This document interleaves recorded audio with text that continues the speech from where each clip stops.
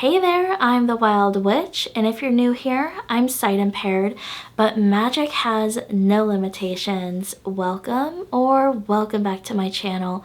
And in today's video, I want to have an honest witchy chat with you.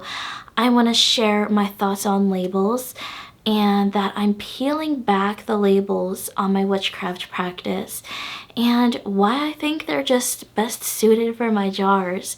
To find out more, keep on watching.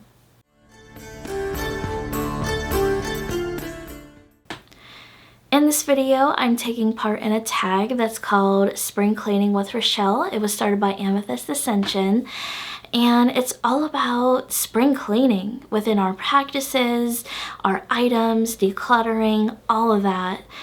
And I want to take this internally as well. I want to do some internal spring cleaning, letting go of some beliefs that once fitted me and maybe now no longer do, or I need to reestablish my relationship with these beliefs and feelings, specifically with labels. A few hours ago, I finished watching some amazing videos. Huge shout out to Courtney from Eries Witchcraft and Carla from MissCoolala's Mystical Musing. If you haven't checked them out, go on over, show them some love, tell them that the Wild Witch sent you. They did videos on the New Age movement. Is it giving witchcraft a bad rep? And labels. And their videos were really, I don't have enough words to how to put them. They were masterpieces. I absolutely loved them. They were very well worded, well put together, and very insightful. These ladies, I have to give them the credit because they just said everything so well and with such class, and I have the utmost respect for them. If you haven't seen their videos, they will be linked down below. Their channel mentions will be down below as well, so check them out. Anyway, they really gave me a new perspective that I have been mulling over a little bit, but they really helped to bring some things to light for me about labels and my witchcraft practice and my relationship with them. Like, wow. I'm still processing because they were so insightful. I had to watch them twice. So that's how much they have me thinking. And I haven't completed my thought processes here, so things might be a little messy. I usually have a hard time correlating my thoughts to my words, so please bear with me. There might be a little bit of jump cuts here and there, but before we start to dive in here, I want to put out a quick little disclaimer. I'm not trying to start any drama, nor am I trying to stir any vomit into the cauldron. I want to speak about this with an open heart and an open mind. These are my thoughts, my feelings, and opinions. Though they do align with Courtney's and with Carla's. So I just wanted to put that out there. Okay, so getting into it. I really don't know where to start, so I'm going to start somewhere. I've often used labels throughout the years. This started clear in the beginning of my witchcraft practice. I'm into my 13th year now as of Emmalk, so I can't believe just now I'm really starting to evaluate my relationship with labels, and I feel like it's sticky. These labels have some sticky residue there. It's really encoded. So, for the longest time, I've considered myself to be a green witch because my practice aligns with the cycles of the earth, the rhythms of nature, the plant spirit allies like the trees, everything, the seasonal Sabbats. So Green Witch resonated with me for quite a while. Now, does that label define who I am? Absolutely not. It's just, I guess first we need to look at labels. What are they? In my opinion, labels are a way of categorizing one's practice. And this is just from my perspective. I'm not inserting anyone else's practice, only mine. You know, that's how I categorize my practice. You know, I'm mainly a Green Witch. But that doesn't define who I am as a practitioner, as a witch, and even looking at the label witch, which I'm going to get into here in a minute. But I mainly resonated with Green Witch because that is a lot of who I am. That's a big portion of it. But I'm also a hearth witch, a cottage witch, because I do a lot of work around the home. Let's throw garden witch in there too, because I do a lot of work in the garden and with the plants that I grow, bring them into my practice that way. Kitchen witch, I cook with those herbs. You know, not just with herbs, but you know, I stir intention into my coffee every morning. There's a lot of kitchen witchery.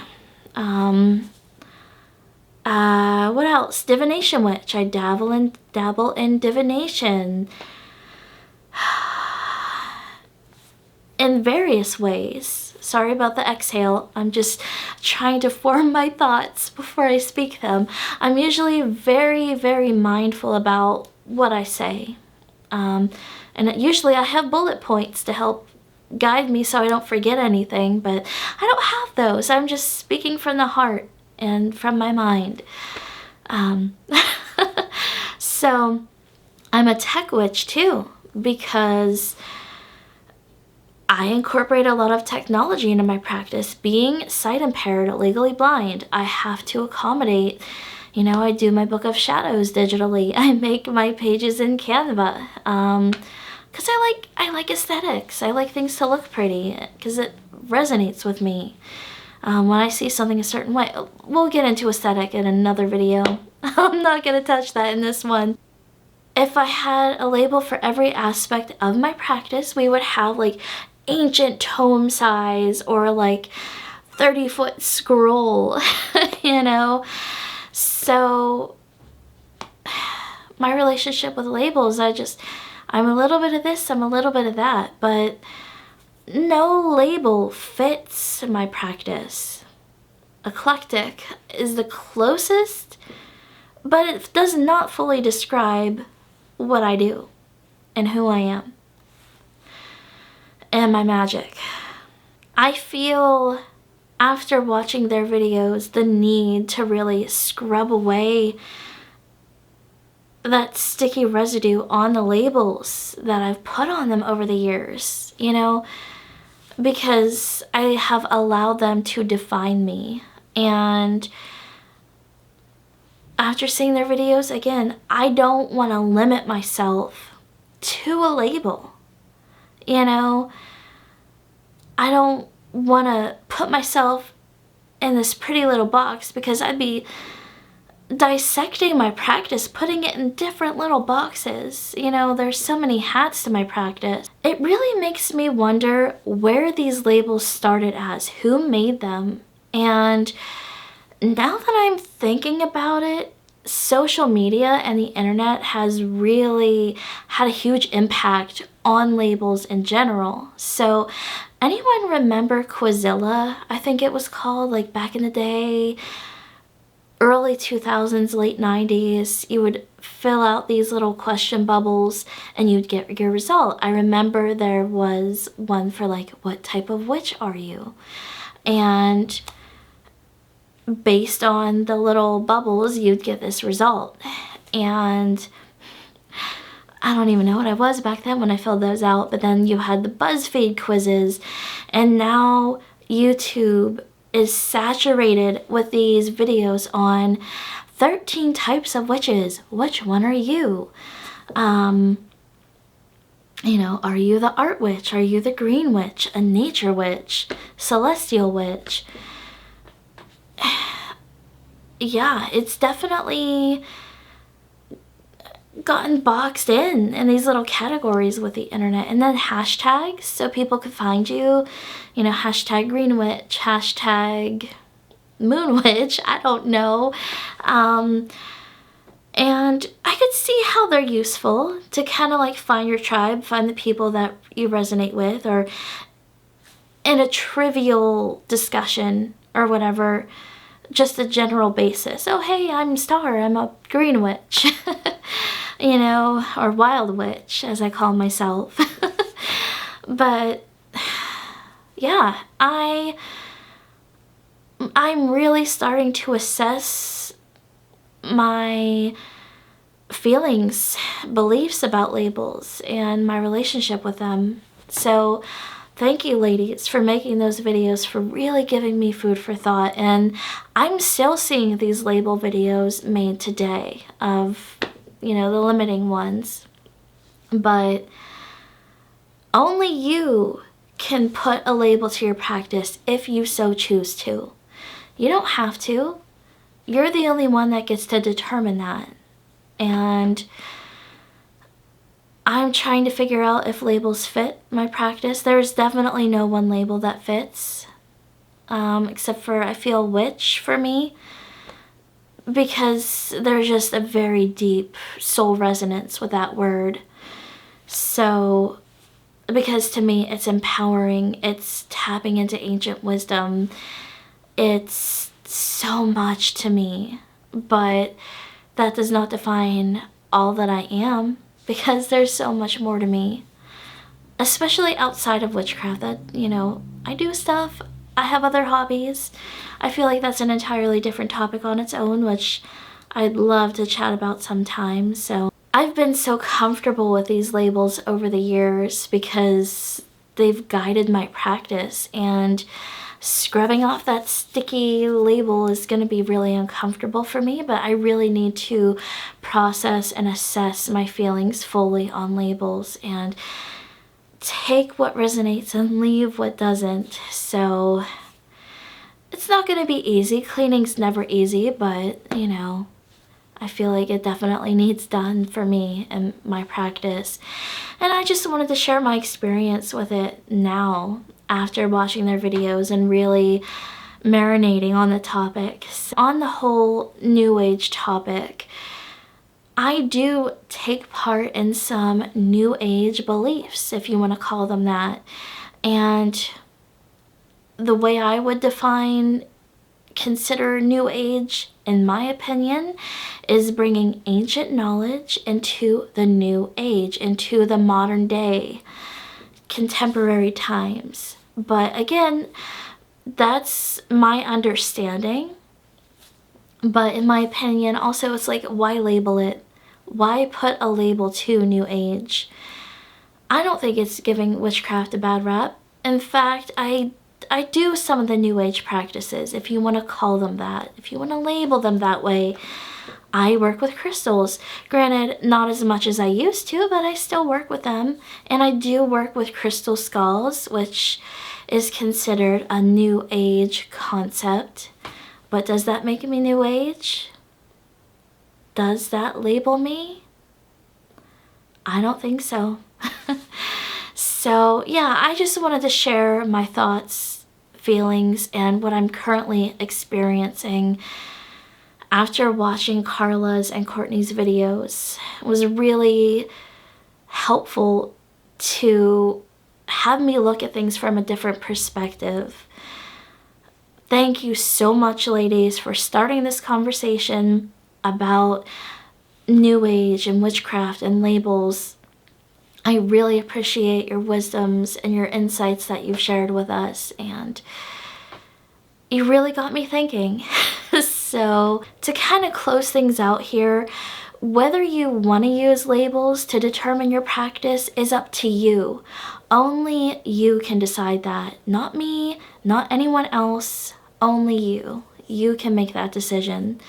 But I'm not going to label or say who can and who can't do this or that.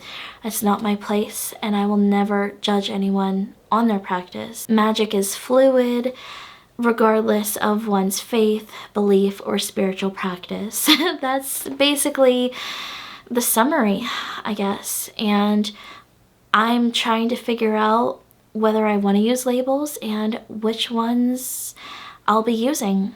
So yeah, thank you so much again to Courtney over at Eries Witchcraft and Carla at MissCoolala's Mystical Musings for really sparking my thoughts and getting my gears turning and helping me to look at things in a new way. I appreciate you so much for sharing your insights and your perspectives. You worded your videos very beautifully, and I appreciate you. You are a light to this community.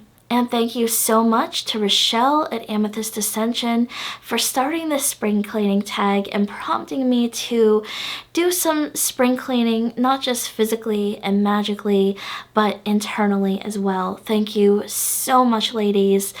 And if you haven't heard of their channels or seen their videos, all of their channel mentions and video links relating to this topic will be down below in the description. Before I go, I want to know your opinion. Do you use labels? If so, which ones do you use? How do you feel about them? How do they fit into your practice? I would love to hear from you down below in the comments, so feel free to share there and continue the conversation with an open mind and an open heart and in a respectful manner. So I will definitely be continuing the spring cleaning with Rachele in a practical, physical spring cleaning as well as magical cleaning of my spiritual space and of my home. I'll be organizing and decluttering my witchy supplies. It'll be a cute and fun little witchy vlog, so I hope to see you in that upcoming video. And until next time, wild ones, I'll see you in the next one. Stay wild and whimsical. Bye!